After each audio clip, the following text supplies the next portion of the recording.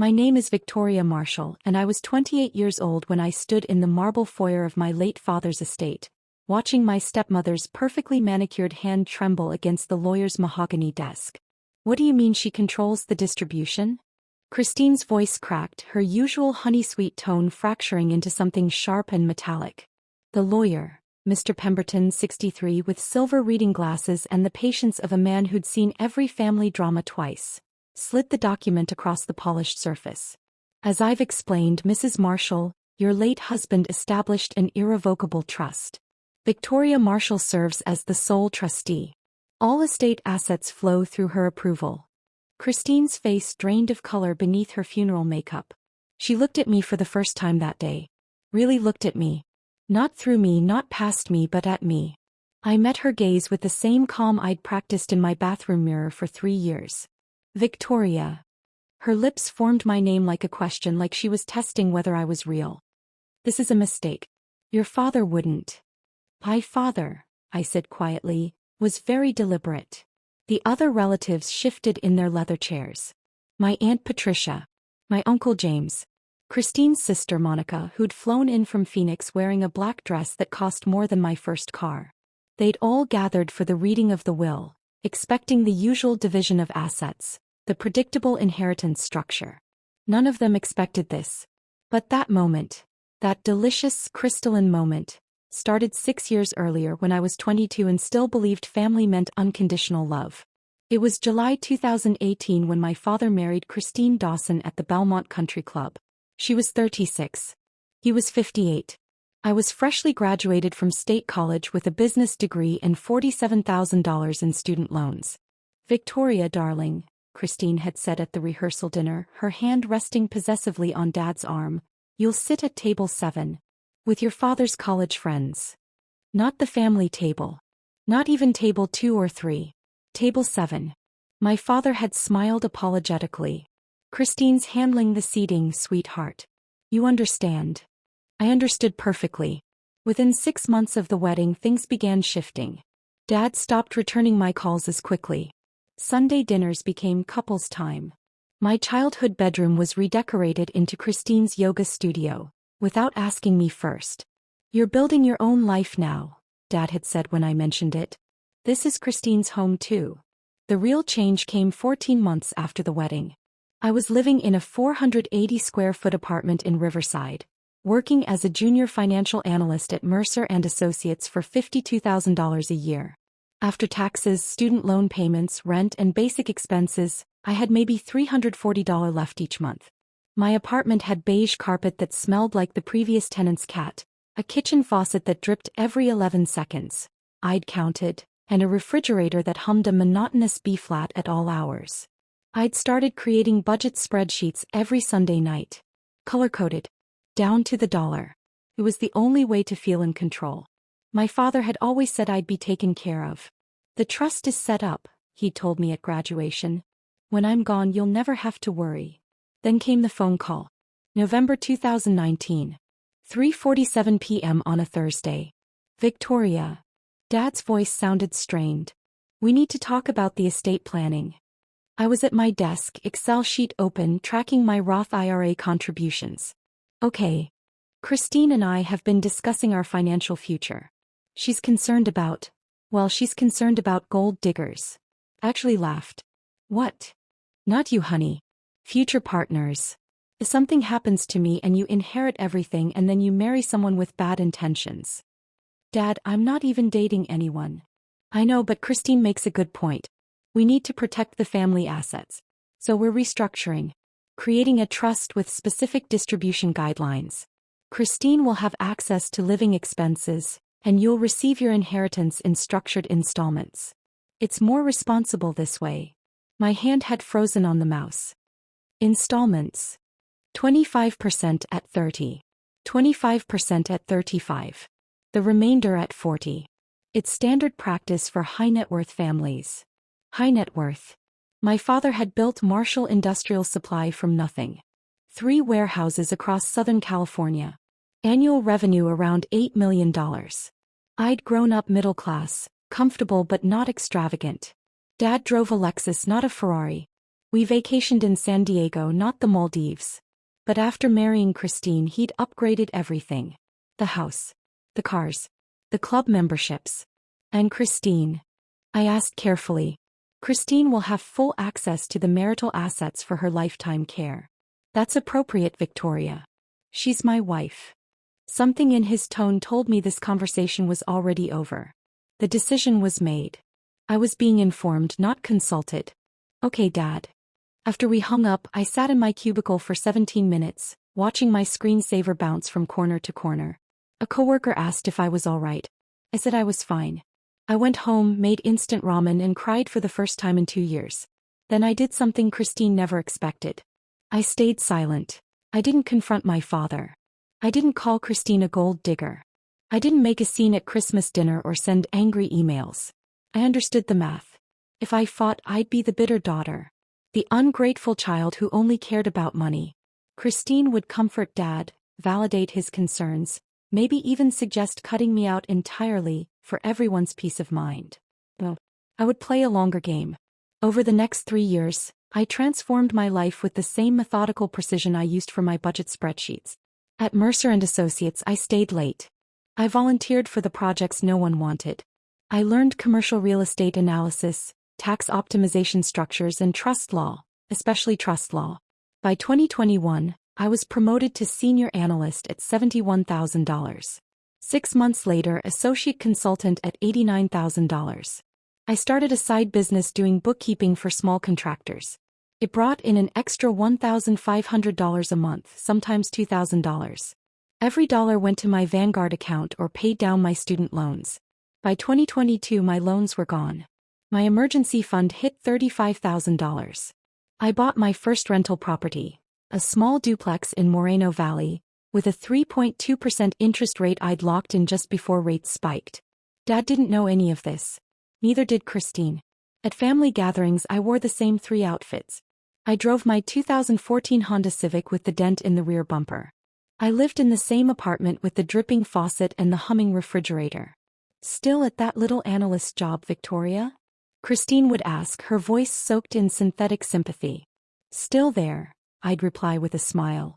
Such dedication, she'd say to the room, and everyone would nod, and I could hear the unspoken translation. Such low ambition. My father would look at me sometimes with this sadness in his eyes, like he'd hoped I'd accomplish more. It hurt more than Christine's barbs. But I kept quiet. I watched as Christine redecorated the house again. New furniture. A pool renovation. A Tesla Model X. She'd mention these purchases casually at dinners, always followed by, "Your father spoils me." Dad would chuckle, his hand covering hers. I'd take another bite of my salmon and say nothing. The romantic insult came at my father's 60th birthday party in March 2023. Christine's sister Monica had flown in. The house was full of Dad's business associates, country club friends, and extended family. I'd brought a bottle of wine, a nice one, $40, which was a lot for my budget. Victoria. Monica descended on me near the catering table. Still flying solo, I see? I'm focused on my career right now. Of course, of course. She sipped her champagne. Though Christine mentioned you're still in that same apartment? In Riverside. It's affordable. I'm sure it is. Her smile was razor thin. You know, my daughter just bought a condo in Marina del Rey. She's only 25. It's amazing what the right opportunities can do. Christine appeared beside her, radiant in a cream silk dress. Victoria's very independent, Monica. She doesn't ask for help. It's admirable, really. The subtext was clear. She doesn't ask because she knows we wouldn't give it. I excused myself to the bathroom, locked the door, and counted to 60. Then I went back out, smiled, and stayed until the party ended. 3 weeks later, I closed on my second rental property. 4 months after that, I was promoted to senior consultant at Mercer & Associates. Salary, $118,000. I still didn't tell anyone. In January 2024, my father started getting sick. Pancreatic cancer. Stage 3. The prognosis was poor. I visited him every Sunday. Christine was always there, always hovering, always managing his care with the efficiency of a corporate project manager. She hired the best doctors, organized the treatment schedule, controlled who visited and when. Your father needs his rest, Victoria, she'd say, checking her Apple Watch. Maybe keep it to 30 minutes? I'd sit by his bed, hold his hand and talk about work in vague terms. He'd smile weakly and tell me he was proud of me. You're so strong, he'd say. Like your mother.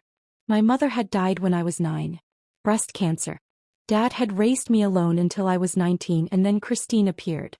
I need to tell you something, Dad said one Sunday in August. His skin was gray. His eyes were cloudy from the pain medication. Christine conveniently stepped out to take a call. The trust, Dad whispered. I changed it. My heart stopped. What? 6 months ago. I wasn't thinking clearly when Christine suggested those installment distributions. You're my daughter, Victoria. My only child. His hand squeezed mine with surprising strength. I worked with a different attorney. Someone Christine doesn't know. I restructured everything. Dad, you don't have to. Listen. His voice was urgent. The estate flows into an irrevocable trust. You're the trustee. You control all distributions. Christine gets a living allowance, $5,000 a month indexed to inflation, for the rest of her life, provided she doesn't remarry. Everything else is yours to manage. The business, the properties, the investments. All of it. I stared at him. Why? His smile was sad. Because I finally saw what you never said out loud. I saw how she treated you. How she isolated you. How she convinced me you were pulling away when really she was pushing you out. He coughed, wincing. I was a fool, Victoria. But I'm not leaving you unprotected. Does Christine know? No. And she won't until after I'm gone. Mr. Pemberton has very specific instructions. He paused. I'm sorry, sweetheart. For all of it. I held his hand until Christine returned. He died 3 weeks later. The funeral was beautiful. Christine had spared no expense. White roses. String quartet. Catered reception at the country club. She played the grieving widow perfectly. Black Chanel dress. Tasteful jewelry. Tears that never quite smudged her mascara. I wore a simple black dress from Target and sat in the second row. After the service, Mr. Pemberton requested that immediate family gather for the will reading. Christine assumed this was a formality. She'd probably already mentally redecorated the master bedroom. When Pemberton explained the trust structure, the room went silent. $5,000 a month? Christine's voice climbed an octave. That's impossible. The house alone costs more than that to maintain. The house, Pemberton said calmly, is owned by the trust. As trustee, Victoria Marshall will decide whether you may continue residing there rent-free or if alternative arrangements should be made. Every head turned to me. I kept my face perfectly neutral. We'll discuss the details privately, Christine. This is insane. She stood, her chair scraping against hardwood. James, Patricia, you're hearing this, right? This is elder abuse. She manipulated him while he was sick. Uncle James looked uncomfortable. Aunt Patricia studied her hands. Monica jumped in. Victoria's been waiting for this. Playing the long game while pretending to be poor. I was poor, I said quietly. I made $52,000 a year while you were spending my father's money on pool renovations and Tesla payments. Christine's mouth opened and closed. Your father wanted me to have those things. My father wanted a lot of things. I stood gathering my bag. Mr. Pemberton will send you the formal documentation. You'll receive your first distribution on the 1st of next month. We can discuss the house separately. I walked toward the door. Victoria. Christine's voice was small now. Desperate. Please. We're family. I turned back. She looked smaller somehow. Diminished. You spent 6 years teaching me that family is conditional, I said. Consider this my final lesson. 18 months later, I hosted Thanksgiving at my new home. I'd bought a 4-bedroom Craftsman in Pasadena. Not a mansion but beautiful. Original hardwood. Updated kitchen. A backyard with lemon trees. I'd also taken over operations at Marshall Industrial Supply. Revenue was up 23%. I'd diversified our client base and renegotiated our supplier contracts. The business was thriving. Christine still lived in Dad's house. I'd allowed it on the condition that she cover utilities and maintenance from her allowance. It was tight but manageable. She'd sold the Tesla. Cancelled the country club membership. Started shopping at Target instead of Nordstrom. He looked different now. Older. The Botox had worn off. She arrived at my Thanksgiving dinner with a store-bought pie and a strained smile. "Your home is lovely, Victoria," she said carefully. "Thank you." We didn't hug. Over dinner, Aunt Patricia asked about my business. Uncle James wanted investment advice. Monica was polite but quiet. Christine picked at her turkey and said very little. As guests were leaving, she approached me in the kitchen. "I underestimated you," she said. "I won't insult you by apologizing. I know it wouldn't mean anything. But I need you to know I see it now. What you did. How you survived what I tried to do to you." I dried a wine glass slowly. "What did you try to do to me, Christine?" "Erase you. Make you small. Keep you in a corner where you couldn't threaten my security." She exhaled. "Your father saw it before he died. He told me. I didn't believe him. And now I'm living on an allowance from the daughter I tried to cut out." She almost smiled. "It's poetic, I suppose." I set down the glass. "You taught me something important, Christine. You taught me that revenge doesn't have to be loud. It doesn't have to be cruel. Sometimes it's just patiently becoming the person they underestimated." She nodded slowly. "Your father would be proud. The real version of you, I mean. Not the version I tried to convince him you were." After she left, I stood in my kitchen. My kitchen with its subway tile and pendant lights and the faint smell of roasted rosemary, and let myself feel it. The weight of 6 years. The dripping faucet and the humming refrigerator and the budget spreadsheets and the silence. All of it led here. To this moment.